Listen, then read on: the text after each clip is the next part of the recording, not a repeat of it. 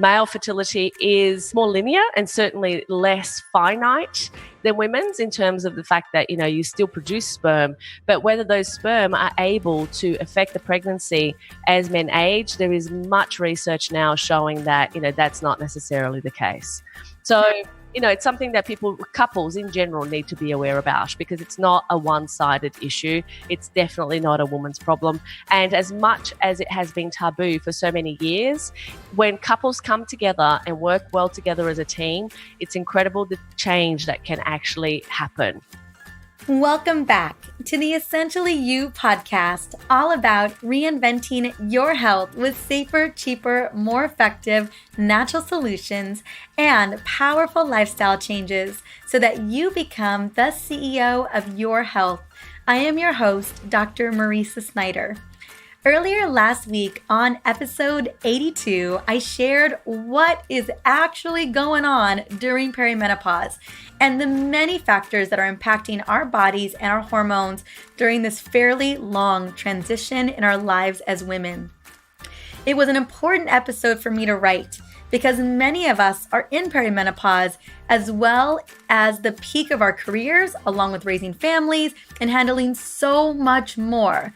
Let's be honest, we are changing the world with our actions. And maybe even some of us that are 35 and older haven't begun to start a family yet and deserve to know what is going on with our bodies so that we can make the best decision for our health and our life in the process. Did you know that our fertility is one of the many gauges in our overall health, even into our 30s and 40s? I recently interviewed Lisa Hendrickson, the author of The Fifth Vital Sign, and we connected about the role of our menstrual cycle and how it plays as a fifth vital sign and key indicator for the overall health of our bodies. Now, I cannot wait to release this interview with Lisa next month. The health of our hormones are a clear indicator of our cellular health, and that's what we're going to dive into is all the research that can back that up. Now, this all ties into today's episode with fertility expert Gabriela Rosa. Now, Gabriela and I are talking about fertility over 40 and how to optimize your chances of taking home a healthy baby. Now, I'm excited for this interview because even within my friend group, most of my closest friends and colleagues have decided to wait to start a family until after 35 or even 38 years old. And I have a lot of listeners who want to know how to ensure that they are healthy and fertile in case they decide to start a family as well. Now, before I invite Dr. Gabriela Rosa on, I do have a special little surprise for you today.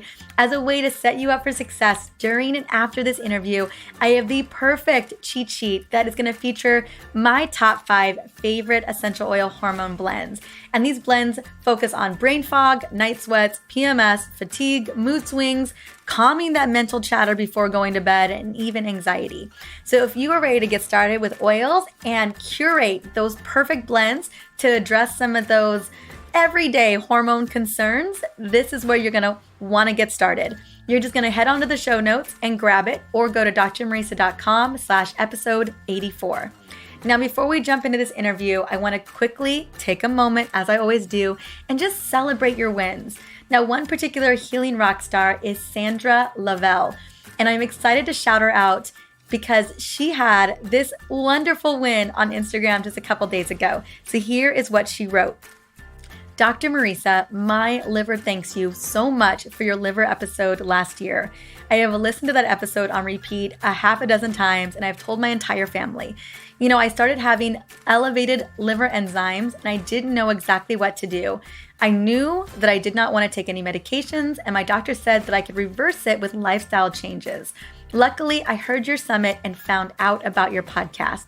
Your liver blend and recommendations lowered my enzymes, and my liver is functioning better.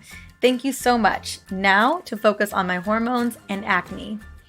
Well, Sandra, thank you so much for sharing your powerful story, and congratulations on that next step in your beautiful healing journey, especially with your liver. I love that you are loving your liver.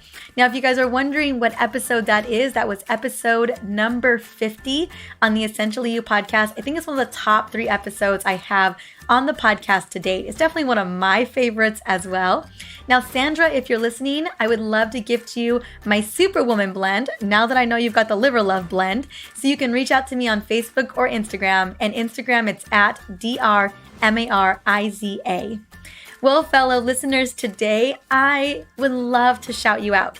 You can reach out via Facebook, Instagram, or simply review this podcast on iTunes or wherever you love to listen to podcasts. That way, not only can I continue to support you and what you're looking for, but also support more and more women who are really ready to step into their power and become the CEO of their own health. All right, let's dive into this episode today with this incredible conversation with Dr. Gabriela Rosa. But before we get started, I want to quickly sing her praises. Gabriela Rosa is a renowned fertility specialist, founder and the director of the Rosa Institute. Since 2001, through her clinic and the free and online fertility challenge event, Gabriela and her team have empowered over 80,000 couples in more than 100 countries worldwide towards overcoming infertility and miscarriage to create the dream of parenthood. Gabriela holds a master's in reproductive medicine and human genetics from the University of Sydney, most recently a recipient of the Scholar Award when she graduated from Harvard University's clinical research program. Gabriela's fourth book, The Fertile Method, is due out last month it came out. So The Fertile Method, worth checking it out. Let's get into it.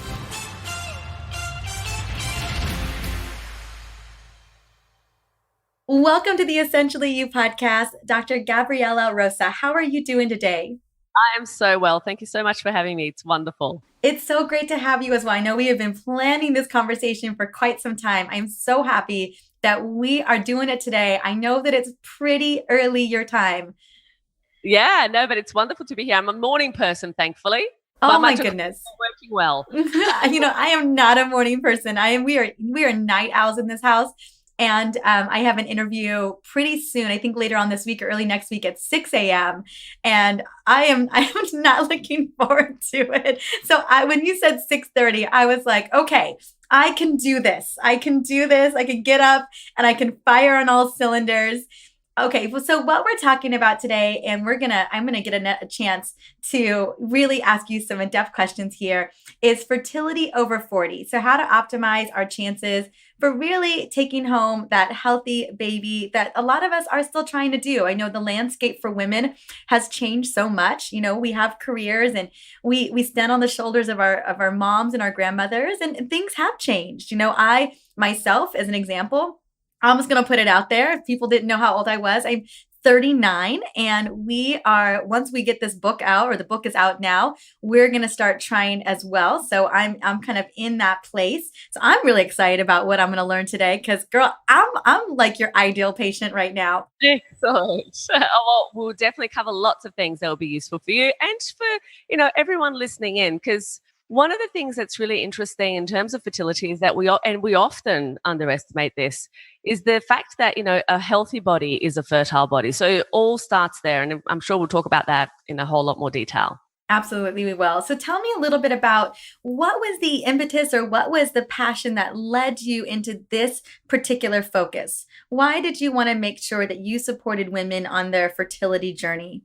It's a great question. Very early on, I was diagnosed with polycystic ovarian syndrome, except that the way that I was told about this was, a doctor on the other side of the telephone line going, "You have polycystic ovarian disease." And I'm thinking all of a sudden, oh my God, I'm going to die. Like, what is this disease? And then the next thing that comes out of his mouth is, I was going to say, was this a man? Yeah. The next thing that comes out of his mouth is, well, you're probably just never going to have children of your own. And I'm like, oh, okay. And I was 18 at the time. So you can imagine that it was kind of like, oh, hang on a second. What is this? I mean, at the time. That's devastating to be told something like that. In that way. I mean, you can be told anything, right? But it's just the how you're told. Right. It's the how you're told. I just feel I have a lot of opinions around that. There's just so much wrong there.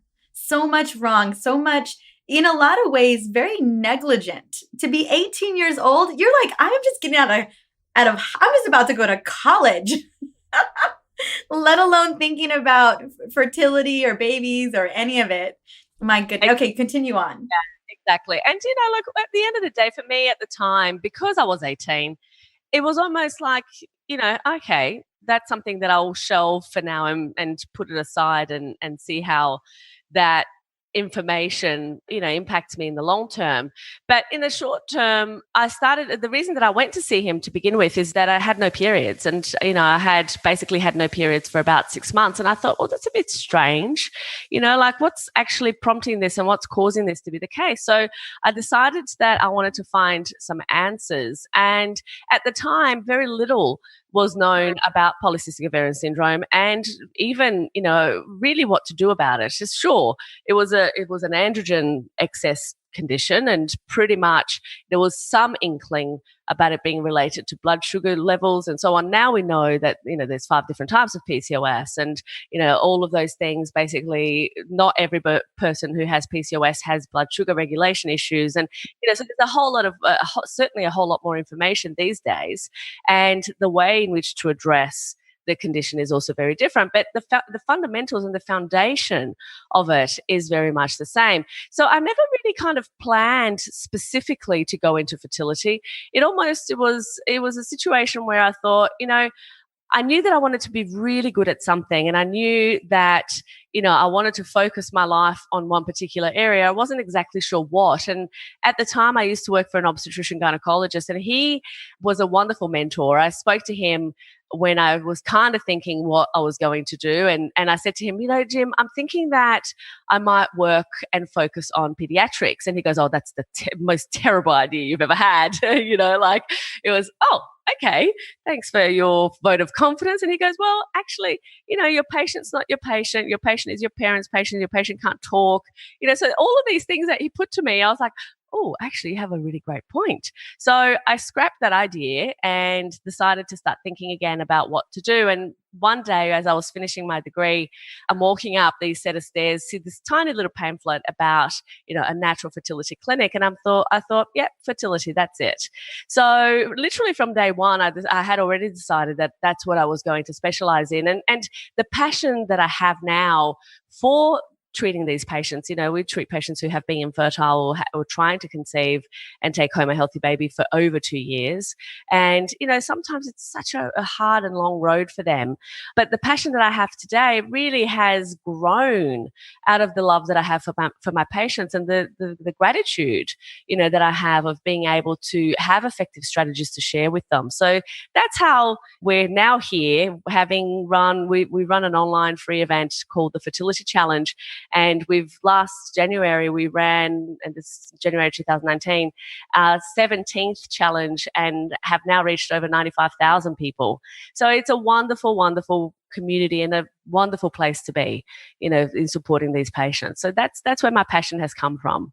Well, I just want to take a moment and just coming from a place where getting that level of news and turning that into something just productive and beautiful and profound, so often our own health journey leads us to this beautiful passion. And I'm so grateful. Can I quickly ask you a question? Because I, as a women's hormone practitioner, it's the reason why I got into hormones was because I had, a crippling hormone issues in my late 20s, early 30s. And that really inspired me in this work. But in that time, about 10 years ago, I really found that there wasn't a lot of information out there. When was it that I would say that even understanding, polycystic ovarian syndrome, even in the last decade, so much has changed in our understanding. For you, was that about 15 plus years ago or so? Did you find that there so much had changed since then? Well, I started practicing in 2001. Well, actually, I started practicing before then, but I actually graduated and practiced because you have to do, 1,500 million clinic hours. And you've got to do all of those things about 2 years before you actually graduate. So I started practicing, before that, but 2001 was when I graduated and actually started opening my practice. And before that, as I was studying, I had a wonderful mentor who had already been practicing for 30 years, and the information that she shared, even as I met her, was information that made sense, it made complete and utter total sense, but the research hadn't caught up. Right. Mm-hmm. Scientific research really hadn't caught up with all of that. And there wasn't a lot of information out there. It was starting to kind of bud in different places and a little bit. But really, to be very incredibly honest, it hasn't been since the last 5 years that you actually go onto PubMed.com and you can see the bulk of the research done in the kind of more natural approaches to optimizing fertility has actually started to come to the fore. So still we are very much in its infancy, in terms of the validated scientific research. But you see, the reality of it is that things that I've been talking about for the last 20 years, like, for example, removing chemicals out of your personal environment, because they're all endocrine disruptors. They cause major issues in terms of hormonal balance. And of course, those things will not only impact fertility, but it will impact health and everything that you talk about. So couples who have access to our education, they start to be told these things, and now we have scientific evidence to validate it. But the reality of it is this: if you can't eat something, why would you put it on your skin? If you can't eat something, why would you actually be handling it and breathing in those fumes in your day to day anyway? And so those are the types of kind of things that are obvious and certainly our brains can comprehend. But then there is that question, well, clearly, if it was so bad for you, it wouldn't be on sale in the supermarket or on the supermarket shelf. And we all know that just because something is selling, i.e., cigarettes, right, i.e., all kinds of stuff, or exactly, or poison, alcohol, right? It doesn't actually mean that it's good for you or it's healthy or that it supports your endocrine function and just the way in which your body operates. So, one thing doesn't correlate with the other. Just because it's on sale on the supermarket shelf does not mean that it's actually good for you, or that particularly if you've been struggling to conceive and have a healthy baby, that it's going to be in your best interest to utilize. So those are some of the areas that, now are starting to, plastics. Plastics is a wonderful example of this. Like, we have plastic everything everywhere. We're touching it in cashier receipts that full of BPA and all sorts of things. And we hardly consider that those things that are in our immediate environment are endocrine disruptors, and they are definitely having a negative impact when it comes to fertility. Now, I'm not talking about living in a bubble, right? But certainly there are things that we can do in our day to day. And obviously, everything that we talk about is linked and kind of focused on that. But, there are things that people can do, like, for example, wash your hands before you eat so that you wash off all of those chemicals. Ideally, avoid picking up receipts if you can. Choose more natural products. Essential oils are a great thing for cleaning and disinfecting and, beyond the other benefits that it has. So it's really about looking at all of those different aspects and restructuring life slightly towards the things that are going to be life-giving as opposed to life-taking. And that makes a huge difference when it comes to fertility. But as you also would know, these things are becoming more prominent now in the last 5 years. It's, sure, they've always been around, but I think that in a certain way, due to research and a combination of various factors, they're being reinvented. Mm-hmm, absolutely. And what I want the listener to know too is, even though if there's a big body of research, we also know that it still takes about 10 years for that research to actually change the way that conventional medicine works. And so the conversations that we're having today is still not only in its infancy, but it's going to be, unfortunately, you're going to be hard pressed in conventional medicine to see some of these things coming to work, because, it does take us a minute to translate research into actual practice. So I'm so grateful that you are out there doing the work. I know that my audience this is why they show up. This is why they come to this podcast. They're like, I'm ready to take ownership. I want to know what I can control. And that's why we're having this conversation. So I want to dive in. So we know, I know that the age group that we're going to be focusing on, we've got women more and more these days who are waiting until their 30s and 40s to conceive. And as we know, our bodies, there's a lot of modern world, environmental threats that we were just talking about, plastics and toxicity and things that we're exposed to that over time can really add up. And so I know we're going to dive into that. Now, I know that there's a lot of focus on women's age. Women are just, I feel like we're shamed for everything. We're shamed for being too young. We're shamed for being too old. We're shamed for being too thin. We're shamed for being too big. So I know so much around our age is just this thing. Can we talk a little bit about, does aging also impact male fertility? What's going on with the guys? Is it all on us, Gabriela? It's a great, great question. I will answer that question because there is a very, very good answer. And what I would like to do is actually take it from a different context, if you don't mind, which is that when it comes to fertility, so many people think that, and because it's still very much the case where, it's a woman's issue, right? There is nothing wronger than it just being a woman's issue. Fertility is a team sport, as I always talk about. When it comes to fertility, it is ultimately the egg's responsibility and its sole focus when it comes to fertilization and implantation for things to work out in terms of fertility. It's the egg's responsibility to improve the imperfections on the sperm, so to speak, right? And so if the sperm is fragmented, if its DNA is too highly fragmented, what's going to happen is that the egg has to utilize its own energy, its own mitochondrial health in order to be able to actually make that sperm be okay for a healthy baby to be brought forth. So when a woman is told, look, your eggs are bad, or you're too old, your eggs are no good, and, you probably need to get donor egg, what that typically means is that, well, actually, if your husband's sperm was absolutely optimal, what would happen is that your chances of conceiving and taking a healthy pregnancy to term would be dramatically improved. So if guys showed up and met their end of the deal, we wouldn't have to work so hard on our side. I would say that, we would have to work just as hard, but we would have a much better chance. Oh, got it. Okay, I understand.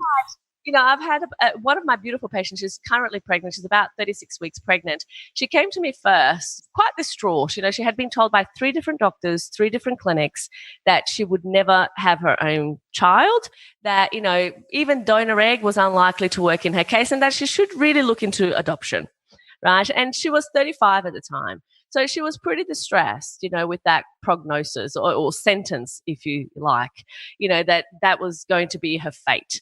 And I said to her, what I said to all of my patients, look, let's do the work. Let's remove the obstacles to optimum health, right, first, and of course, optimum fertility. And then from there, we can start to see what is it that we need to focus on? How do we need to improve and optimize the situation? As I dig into her case, we have severe male fertility issues in terms of sperm abnormalities in all of the parameters. So his sperm was hardly, ideal. And here along the entire time, nobody pointed that out or said to her, look, he really needs to improve his sperm, because when you go to have IVF, they literally just go, your sperm is not great, but we can just do ICSI. The reality is that doesn't quite work out, because the sperm looks morphologically normal under the microscope to the human eye. It doesn't mean that inside of it, the DNA is as healthy as it needs to be and in the way that it needs to be.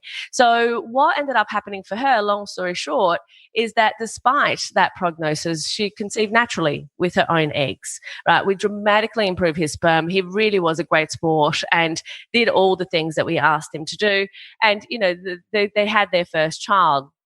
Then she came back to revisit the program, and I was thinking, "Woo, are we going to be, just as successful the second time around?" But she kept up with all the things that she had learned, and she was doing all the things that she needed to do. He was committed, so we just went to work again. And and mind you, her ovarian reserve was diminished. She had lower AMH for her age than was ideal, but when with the combination of improving sperm, it made all of the difference. She literally conceived first try, after years of infertility and having done so many failed IVF cycles, with her second child. So she's about 36 weeks pregnant now. There's a beautiful photo on our baby gallery on Instagram. And it's just one of those beautiful moments, that when you put together all of the different aspects that make a difference to a couple's situation, a couple's fertility situation, it is incredible what can happen. And, male fertility, to answer your question, declines with age just as much as the woman's fertility does. Just because the media propagates this whole idea that, a man can have a baby at 90, it doesn't mean that that's actually the case. Whilst meanwhile, women are being told that, they can't have a baby past 40 because they're too old. Again, not necessarily the case at all. So it's about bringing back the reality and adjusting almost the expectations of couples when it comes to conception. Yes, male fertility is more linear and certainly less finite than women's in terms of the fact that, you still produce sperm, but whether those sperm are able to affect the pregnancy as men age, there is much research now showing that, that's not necessarily the case. So, it's something that couples in general need to be aware about, because it's not a one-sided issue. It's definitely not a woman's problem. And as much as it has been taboo for so many years, when couples come together and work well together as a team, it's incredible the change that can actually happen as a result. Thank you so much for sharing that story and really giving us a little bit of clarity of what it just looks like to be in that journey as a couple. Do you find, that when women or the couples come to you, that both are very much in it to win it? Look, by the time they come to me, they've tried typically everything. Or at least that's what I hear. They tell me, I've tried everything, nothing has worked. And the reality is they haven't tried everything because they haven't tried our program. And the reason that I mention that is because it is a different approach. It's a complete paradigm shift, right? So when people come at it from a completely different perspective, you get a different result.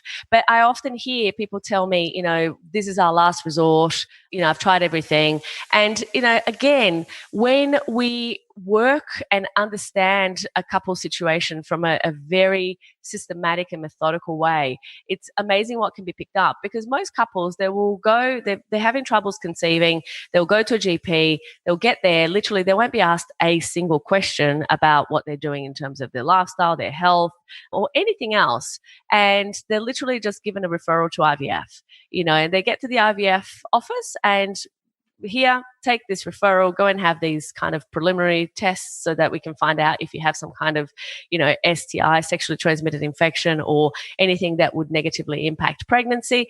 And you can start your injections on this day. So it's a kind of almost lopsided conversation that doesn't take the whole human into consideration. It takes parts of a person into the equation. And that is not ideal when we're talking about optimal health, optimal fertility, and most importantly, the optimum health of future generations as well, right? Because what we know is that if a couple has a male fertility problem, for example, if let's say, in a particular case, there's a Y chromosome deletion or something that's not quite right in terms of the sperm, and they go ahead and they do ICSI, for example, and conceive, and they end up with a male child who is born from that process, well, that child is also going to be infertile.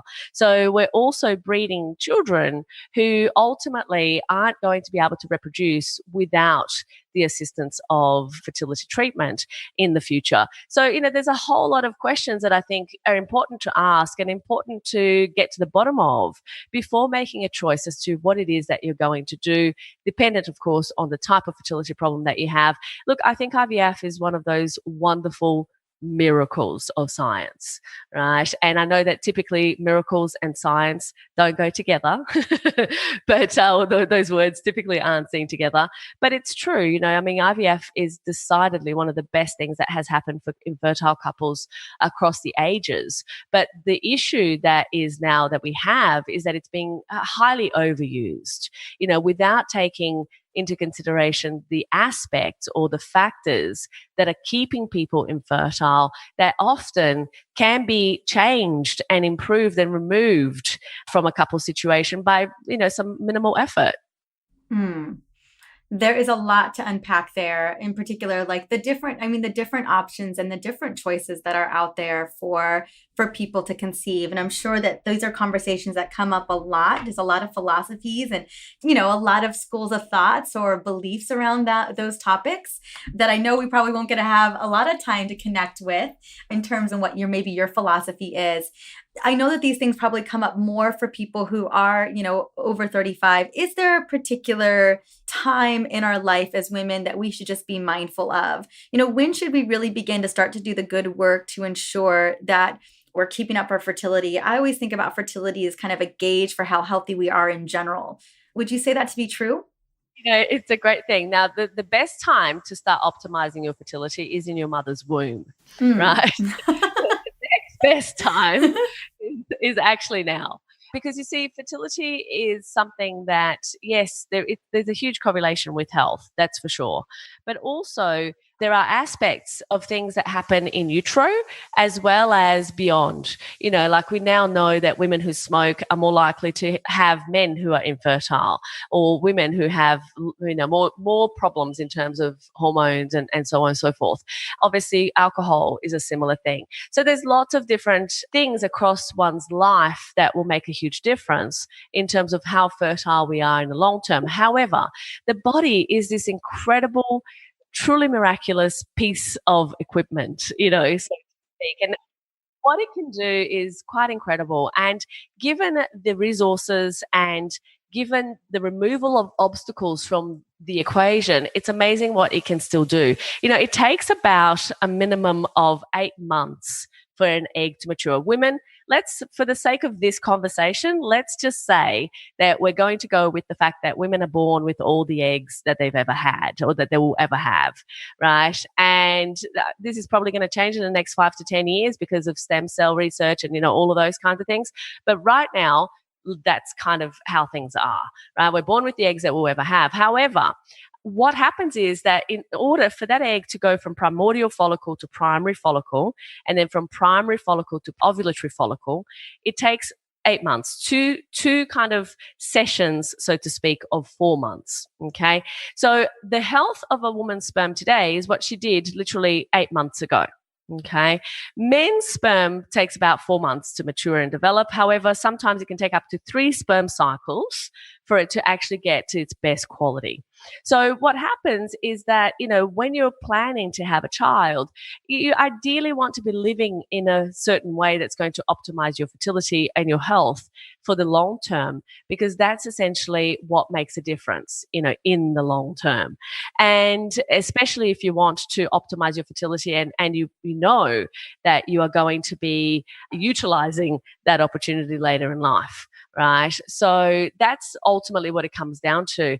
That initial stage of preparation for the egg and the second stage, predominantly the last 4 months from primary follicle to ovulatory follicle, is crucial and highly critical for the health of that egg. But typically what we see in the practice, even when people are told that they have terrible eggs, and we put in that period of time, that 8-month period, it's amazing the change that can actually occur. And this lady that I was telling you about before, that's exactly what I know for a fact made a huge difference in her case.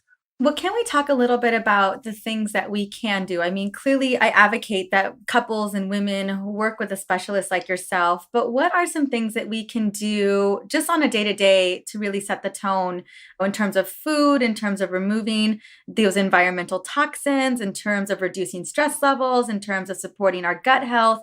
What are things that we can be doing to setting the stage? And not only will those have profound implications, positive implications on our fertility, but overall be great for our overall health and well-being. Absolutely, 100%. And look, I often talk about, when I'm asked this question, I talk about this whole idea of acting pregnant now to get pregnant later, right? Because we know that it takes time to prepare and we know what needs to happen. However, let's just pretend for a moment, and any gentleman listening to us right now, indulge me, please. Let's pretend that you were pregnant right this second. Right? Let's imagine that that was the case. When a woman becomes pregnant, literally her very first thought is, will I have a healthy baby? What do I need to do to ensure my baby's healthy? And so asking that question is really the answer to what it is that you need to do to optimize your fertility and to take charge and to take action on the things that you can do. So every single thing that you would do if you were pregnant right now, from eating well to avoiding toxins to stopping alcohol, smoking, all of those different obstacles and negative aspects of one's habits or lifestyle, you would stop doing if you're pregnant at this minute, right? Therefore, you want to stop doing that 4 to 8 months prior to a conception attempt, right? So, and all of the things that you would absolutely start doing, if you would take a prenatal vitamin, if you would start to decrease your stress and have massages, or if you're going to exercise, if you're, and all of those things, by the way, are things that you should do. Those are the things that you begin doing straight away.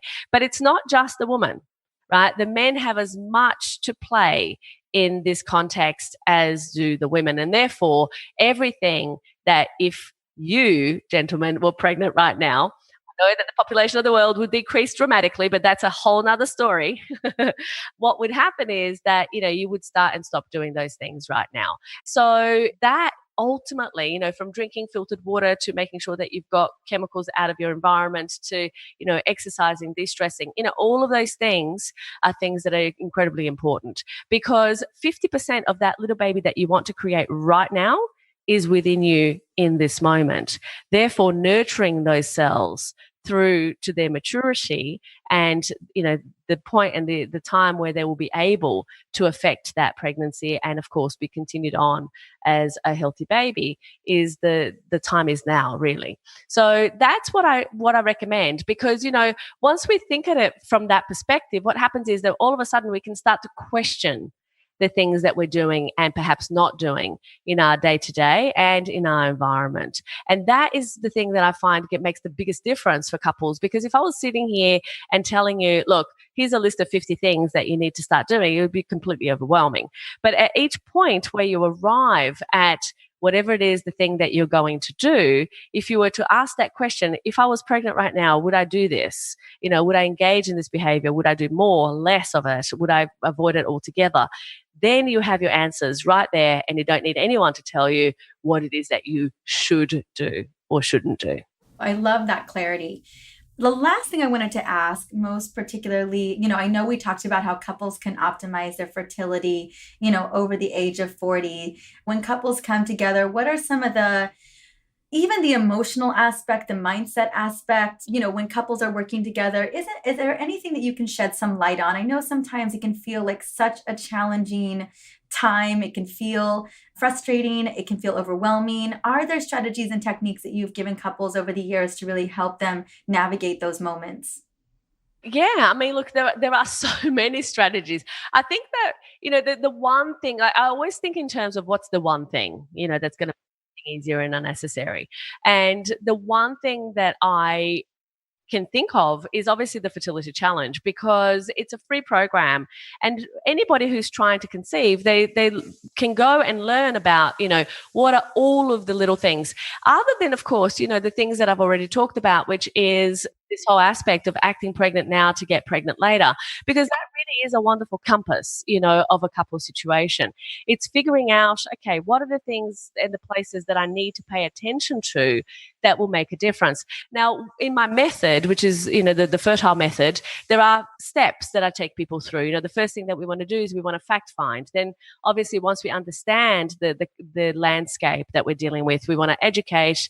Then we make our recommendations as to what needs to people need to take charge of and do. Then, obviously, there is the treatment aspect.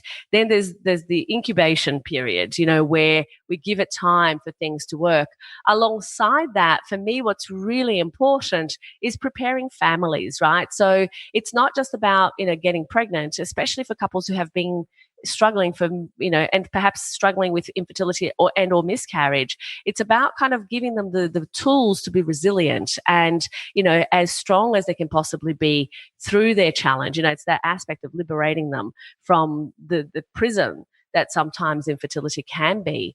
And then, of course, we have our end result, which is not always, the end result that we're looking for is always about them being the very best version of themselves. The baby is almost the cherry on top, as I talk about, because ultimately, if you are well and you feel that you are strong in your life, if the baby comes, that's fantastic and that's a wonderful thing. But if for whatever reason you choose that you want to draw your line at a particular point within that journey, you can actually know that you are in choice of that decision and that it hasn't been put upon you.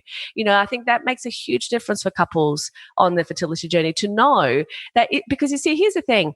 When I first started doing this almost 20 years ago, it was definitely not the case that if a couple decided that they wanted to have a baby and they put enough money to it, that would happen. The truth is that in this day and age, we pretty much are blessed with that kind of situation because there are so many options from donor egg to donor embryo to, and we support our couples through all of those decisions in whatever it is that they need to do. But some people decide, they come to me and immediately they say, look, I'll only go up to trying to conceive naturally. And beyond that, I'm not interested in anything else. Then other couples, we are able to support them through IVF because they decide that, yes, this is exactly what I'm looking for. I want a baby and that's okay for me. Others decide that they're open to and willing to go down the path of donor egg, donor embryo, even surrogacy in cases where it's necessary. And so, wherever it is that person's line is going to dictate where they may need to stop if things, don't take the first place of having a baby. So that end result can really be the beginning of something new. It can be the beginning of looking at life from a different perspective. I've had patients who basically have told me, and definitely meant it, that they wouldn't try beyond natural conception, whereas I've had others who were like, I will do whatever it takes. I want a baby. I will do anything for this outcome. And, one of my patients currently who is waiting for a baby, she went down the donor egg path and had to get a surrogate because she was over 50. And she decided that, that was the thing that was going to happen for her because she didn't want to be, I guess, at risk at her age in terms of, carrying a pregnancy to term and so on. Her husband mostly was concerned for her in that situation. And so, it really depends. And the stories are as varied as there are people, so it really is what it is that a couple wants is ultimately where we focus. I think that makes so much sense. And I loved everything that you brought into there, most particularly just acting as if, how important that is, and choosing into something and making choices opposed to feeling like it's being imposed upon you. I just think that's all, just shifting the way that we experience that journey is so big. And I love that you've got this incredible program and this challenge that you bring people through. Tell me a little bit about, because I know that there are people listening right now who are just like, oh, to have a North Compass, to have a plan, to have something that I feel, can start me in the right direction. Where can we get this? And I know I'll have the fertility assessment will be inside of the show notes, but where else can we find you? Where can we get hooked up? Yeah, no, great. Well, if you Google Fertility Challenge Gabriela Rosa, you will definitely find it. But my website is naturalfertilitybreakthrough.com. And, ultimately, it's as I said, it's a free program. We run it a few times a year. I've got a new book that's coming out that will also share a whole lot more on that. But, on the tools and strategies that I share in the challenge. And we're just actually in the process of recreating the Fertility Challenge and making it even better. At the moment, this year, we're still running it 4 times a year. And the next one is in April 2019. But, it's definitely just a matter of Googling Fertility Challenge Gabriela Rosa. You will get there. Awesome. I love it. And the book will be coming out in around this time as well, The Fertile Method. And this is going to be your 4th book. So congratulations. So exciting. I know that feeling all too well. Well, my dear, I just wanted to say thank you so much for coming on and sharing your brilliance and, talking about brilliance in a multifaceted ways. I mean, the way that you're approaching helping families and couples getting to a place where they're becoming happy parents is just such a beautiful thing. I'm so grateful that you have chosen this path for your career. Oh, thank you, Marissa. And thank you for all the work that you do and bringing the light into the world. It's wonderful. It's wonderful to see. Oh, thank you. Well, girl, we do it together, right? It's all about that teamwork. I love that there's so many of us out there who are really changing the landscape of how we think about our reproductive health, what the possibilities are. And that's really what I think you bring to the table is you're a possibility maker for so many women who maybe have been told by many people that there wasn't any. So I really, really love that. Thank you. Thank you. I really appreciate it. Thank you so much, my dear. I look forward to connecting with you soon. Definitely. Bye for now. As you learned in today's episode, Gabriela has devoted her life's work to overcoming infertility as a renowned fertility specialist.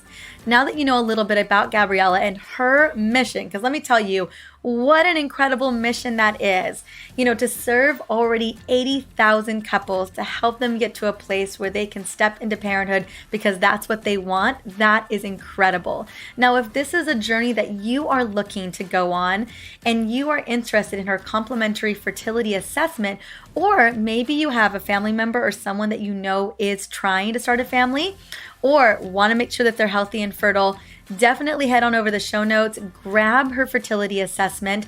It's in episode 84, or you can go to the website, drmarisa.com, episode 84 as well, and you will be able to pull it up and get that assessment.